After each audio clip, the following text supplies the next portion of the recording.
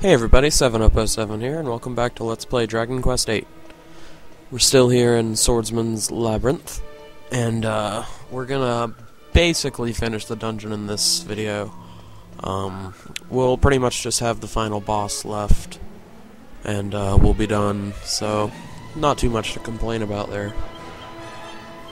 We've gotten most of the items, I guess, for this dungeon, but there's still some to get.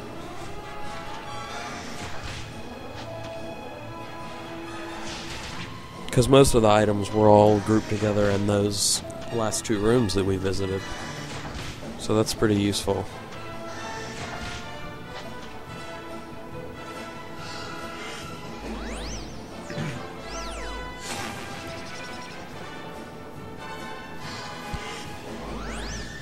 Oh, and this is the group of enemies that I was talking about in the last video.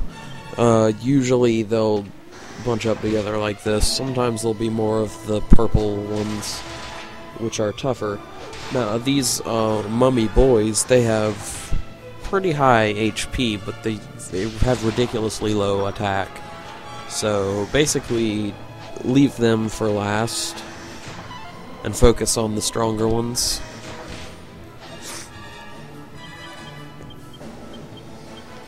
And these will be very simple to take out once you do that.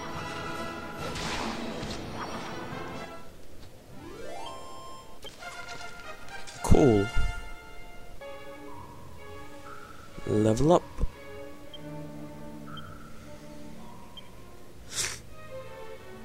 And we're gonna go ahead and put these skill points as swords for right now. Let's see, yeah. Go and put those for swords. Get Dragon Slash. I don't know, I don't ever really use Dragon Slash, but... So, basically either fall into that pit or open the door and you'll still fall into the pit. Open this treasure chest, you'll get a map to the dungeon.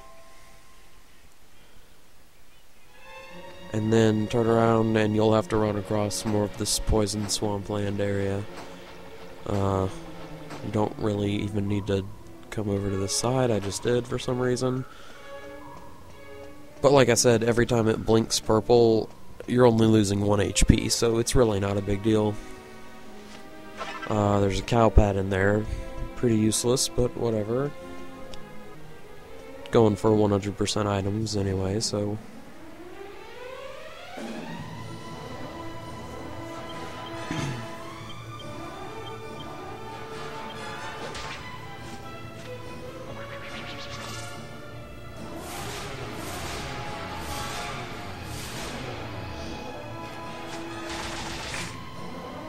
These goodie bags are pretty simple to beat, and they give more gold. And they usually drop things as well.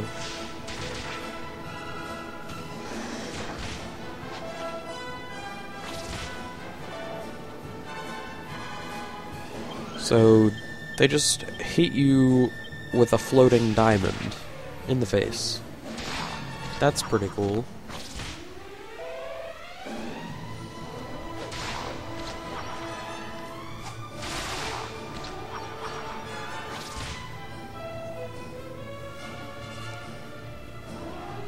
So at this point I'm just noticing and remembering how incredibly awesome boomerangs are.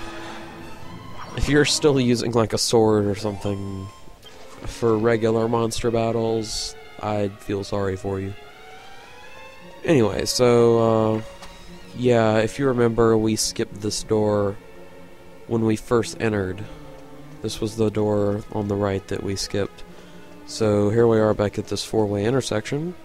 And we are going to take a right. Basically, we just went down there for the map. And skip all of that this time, and instead go to this door. And now's where we pretty much make all forward progress to the end of this dungeon. Everything else we've done has been basically unnecessary. I mean, it's worth it to do it, just not for progress in the story. So, yeah, there's a couple more items to get still. Or maybe like one. I can't really remember. But it's basically on the way, so. Oh, an iron nail. Cool. So just turn around here. Don't go to the right. That's like a dead end or something. I don't know, but that's not the right way to go. But go over here to the left, and there's a statue blocking the door, which can easily be pushed right out of the way. Just hit X, and I think you can hit like L3 as well. I might be wrong. And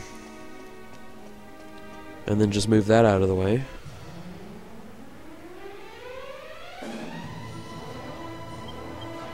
These phantom fencers are probably the most difficult enemies. It's like they're pretty strong. They don't have quite as high of HP. I might be wrong about that as well. But they're pretty strong as far as attack goes.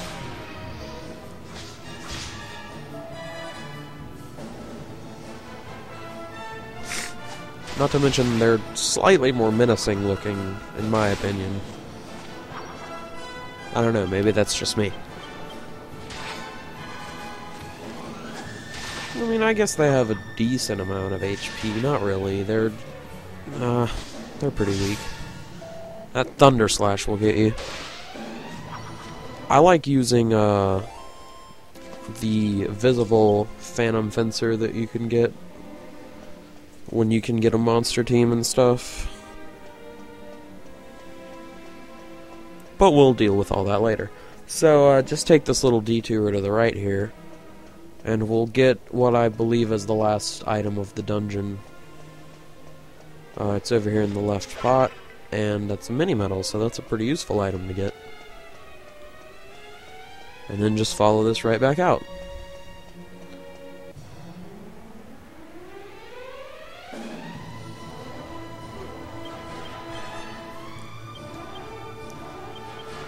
Those Lost Souls are probably one of the more annoying. They have very, very high defense. Well, not very, very high, but pretty high. And, I don't know, those monsters have always gotten on my nerves. At the beginning there were the fire-based ones, and those always got on my nerves as well.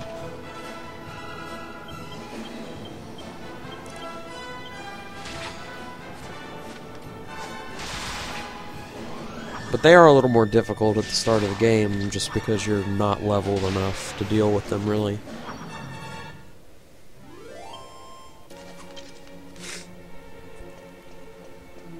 Anyway, so, this pretty much... There's a couple puzzles at the end of this dungeon. We'll start having a few more puzzles every dungeon. But as long as you're following this, obviously it's not going to be very difficult to get past those. This one is very self-explanatory. You know, if you would have stood on that little switch that we just pushed the statue onto, then it would have lowered the drawbridge. So obviously you need something heavy to put there. Basic puzzle solving. If you've played video games at all, you've probably encountered that way more than you... It's pretty much natural at this point.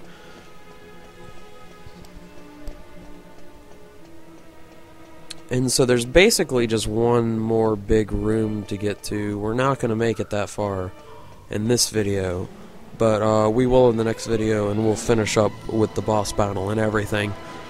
So, probably just going to make it as far as this battle. I could... no, I can't actually push it any further.